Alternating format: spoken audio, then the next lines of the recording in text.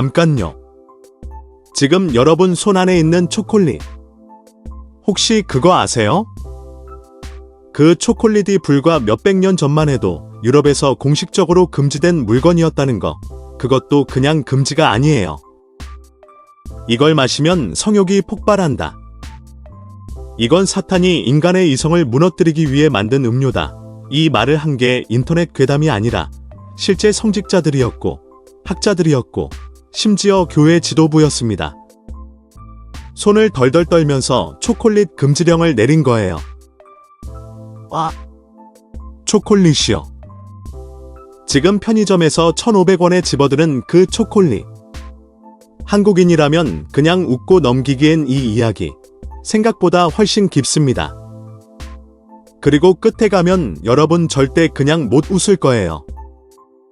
오늘 그 충격적인 진실을 제대로 파헤쳐 드리겠습니다. 먼저 기억부터 지워드릴게요. 달콤한 밀크 초콜릿, 부드러운 가나슈, 편의점 삼각형 초코파이, 이거 다 잊으세요. 오늘 우리가 얘기할 초콜릿은 그게 아닙니다. 지금으로부터 약 500년 전 초콜릿의 진짜 원형은 이랬습니다. 색깔은 짙은 갈색, 질감은 묽고 거품이 가득하고, 맛은 쓰고 강렬하고 약간 매웠습니다. 뜨겁거나 차갑게 마시는 음료였어요. 중앙아메리카의 아즈텍과 마야 문명에서 카카오는 그냥 식재료가 아니었습니다. 카카오 씨앗 하나하나가 화폐였어요. 진짜로요. 카카오 배갈이면 노예 한 명과 맞바꿀 수 있었습니다. 왕에게 바치는 의식에 쓰였고, 전사들이 전투 전에 마셨고, 신에게 올리는 제물에 포함됐습니다. 이건 음식이 아니라 신성한 물질이었어요. 그런데 16세기에 스페인이 이걸 유럽으로 가져갑니다. 그리고 바로 여기서 역사가 완전히 뒤틀립니다. 유럽인들은 그 쓴맛을 못 견뎠어요. 그래서 설탕을 넣었습니다. 우유도 넣고, 크림도 넣고, 버터까지 넣었죠. 그렇게 만들어진 달콤한 핫초콜릿 한 잔, 귀족들 사이에서 폭발적인 인기를 끌었습니다. 그리고 바로 그 순간, 문제가 시작됩니다. 17세기 유럽은 우리가 생각하는 것과 완전히 다른 세계였습니다. 가톨릭의 영향력이 지배하는 그 사회에서 뭔가를 먹고 마신다는 행위는 단순한 식사가 아니었어요. 도덕의 문제였고, 신앙의 문제였고, 심판받을 수 있는 죄의 문제였습니다.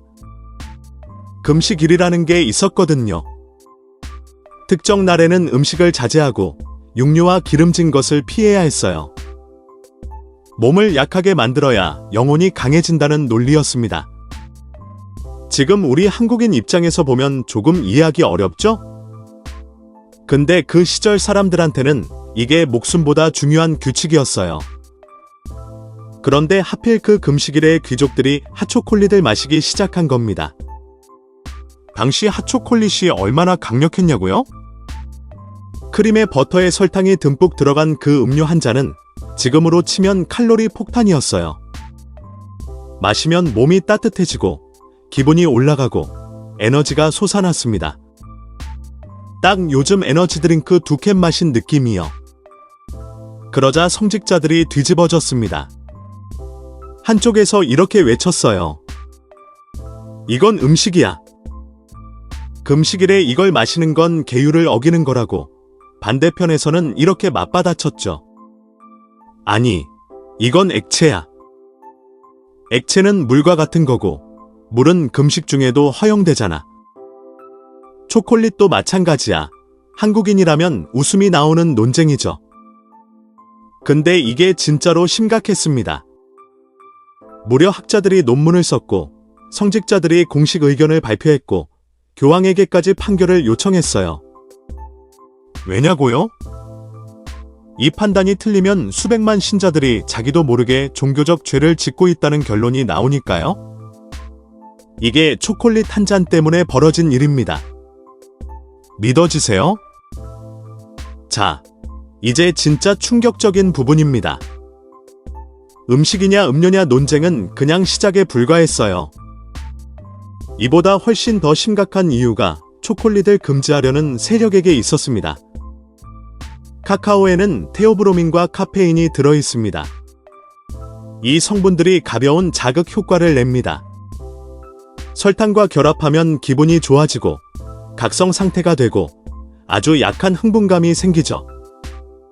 오늘날 우리는 이걸 완전히 자연스럽게 받아들입니다. 아메리카노 한 잔 마시는 거랑 크게 다르지 않으니까요. 근데 당시 유럽에서는 이게 달랐어요. 지나치게 기분 좋게 만드는 것은 모두 위험하다. 이게 그 시대를 지배하던 사고방식이었습니다. 그리고 일부 성직자들은 거기서 한 발 더 나아갔어요. 초콜릿이 성욕을 자극한다. 이거 인터넷 괴담 아닙니다. 실제로 1600년대 유럽에서 공식적으로 제기된 주장이에요. 특정 지역에서는 공식 경고문으로 배포됐습니다. 당시 사회에서 강조한 건 절제였어요. 몸의 욕구, 감각적인 쾌락, 모든 종류의 본능적 끌림에서 멀어지는 게 덕목이었습니다. 그런 사회에서 마시면 기분이 좋아지는 음료는 그 자체로 도덕적 위협이었던 거예요. 한국인 시각에서 보면 정말 황당하죠? 이마트에서 3,000원짜리 초콜릿 집어들면서 성욕 생각하는 한국인은 없잖아요. 근데 그 시절 유럽에선 이게 진지한 공식 논의였습니다. 더 어이없는 건요. 과학적 근거가 전혀 없었어요. 누구 하나 실험을 해서 증명한 게 아니라 그냥 기분 좋게 만드는 것은 위험할 수 있다는 불안감이 이 결론으로 이어진 겁니다. 공포가 논리가 된 거예요. 충격적인 게 하나 더 있어요. 같은 초콜릿인데 나라마다 완전히 다른 판결이 내려졌습니다. 스페인에서는 엄격하게 금지했어요. 금식일에 마셨다가는 종교적 죄인 취급을 받았습니다. 논쟁의 여지가 없다는 분위기였죠. 이탈리아 일부 지역은 달랐어요. 지방을 넣지 않은 순수한 형태의 초콜릿은 허용 가능하다는 입장이었습니다. 버터도 크림도 없는, 맛도 없는 초콜릿이라면 오케이. 아이러니컬하게도 맛없어야 허용이 됐던 거죠. 프랑스는요? 귀족들이 그 논쟁 자체를 거의 무시했습니다. 그냥 마셨어요. 프랑스 궁정 문화의 일부가 되어버렸고 왕이 마시는데 누가 뭐라 하겠어요. 같은 음료 한 잔이 어떤 나라에선 금지된 죄악이고 어떤 나라에선 귀족의 특권이었습니다. 이게 말이 되는 이야기예요? 근데 이게 역사입니다. 소설보다 훨씬 드라마틱한. 여기서 중요한 사실 하나를 짚고 넘어가야 합니다. 17, 18세기의 초콜릿은 어마어마하게 비쌌어요. 카카오는 아메리카 대륙에서 배로 유럽까지 운반해야 했고 설탕도 마찬가지였습니다. 교통과 보관 기술이 지금과 비교도 안 됐던 시절이니 가격이 얼마나 높았겠어요. 당시 핫초콜릿 한 잔의 가격을 현재 가치로 환산하면 고급 레스토랑 코스 요리 한 끼 수준이었다고 합니다. 결국 이 초콜릿 논쟁은 처음부터 끝까지 부자들의 이야기였습니다. 가난한 사람들한테는 금지할 초콜릿 자체가 없었으니까요. 그들의 일상은 딱딱한 흑빵과 물이 전부였어요. 성직자들이 달콤한 고급 음료를 마셔도 되는지 안 되는지를 놓고 100년 가까이 논쟁하는 동안 서민들은 그런 거 마실 기회조차 없었던 겁니다. 이 대목이 참 씁쓸하지 않나요? 가진 자들이 너무 가진 게 많으니까 그걸 마셔도 되는지 논쟁하는 거잖아요. 그래서 결과가 어떻게 됐냐고요? 금지해도 사람들은 마셨습니다. 당연히. 초콜릿을 더 묽게 만들어서 이건 진짜 물이야 라고 우기는 사람들이 생겼어요. 공식적인 자리가 아닌 밀실에서 조용히 마시는 사람들도 있었습니다. 심지어 일부 수도원 안에서조차 아무도 모르게 초콜릿이 유통됐다는 역사 기록이 남아있어요. 어디서 많이 본 패턴 아닌가요? 학교에서 스마트폰을 금지하면 화장실에서 하게 되는 것처럼요. PC방 출입 금지를 해도 밤새 하는 것처럼요. 금지하면 더 하고 싶어지는 게 인간의 본성입니다. 17세기 유럽의 귀족이든 21세기 한국의 청소년이든 이건 똑같아요. 18세기 후반, 유럽에서 과학이 빠르게 발전하기 시작합니다. 사람들이 식품의 성분, 신체 반응, 영양학에 대해 데이터로 분석하기 시작하면서 초콜릿이 성욕을 자극한다는 주장은 근거가 없다는 게 밝혀졌어요. 도덕을 무너뜨린다는 주장도 마찬가지였습니다. 그리고 결정적으로 카카오와 설탕의 생산 비용이 낮아지면서 초콜릿이 귀족만의 것이 아니라 대중적인 식품이 되기 시작했어요. 모두가 먹는 것이 되자 그게 더 이상 특별히 위험한 것처럼 보이지 않았습니다. 익숙함이 공포를 이긴 거예요.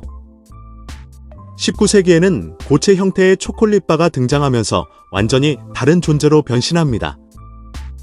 음료에서 간식으로, 왕의 음료에서 어린이 간식으로. 지금 우리가 편의점에서 무심코 집는 그 초콜릿바가 이런 험난한 역사를 거쳐 여기까지 온 겁니다. 자, 이제 이 이야기의 진짜 핵심을 말할게요. 초콜릿이 금지된 건 독성 때문도 아니었고 실제로 누군가를 해쳤기 때문도 아니었습니다. 과학적 증거도 없었어요. 단 하나의 이유였습니다. 너무 맛있었고 너무 기분 좋게 만들었기 때문에. 당시 사회에서 지나치게 기분 좋게 만드는 것은 그 자체로 의심받아야 할 대상이었습니다. 맛있는 것, 즐거움을 주는 것, 감각적인 쾌락. 이것들이 모두 잠재적인 위협으로 분류됐던 거예요. 한국인인 우리가 보면 황당하지만 이건 그냥 웃어넘길 이야기가 아닙니다. 역사 속에서 이런 패턴은 반복됩니다. 커피도 한때 악마의 음료라 불렸어요. 18세기 영국에서는 커피하우스가 사람들을 너무 각성시켜서 사회 불안을 조장한다는 이유로 금지 시도가 있었습니다.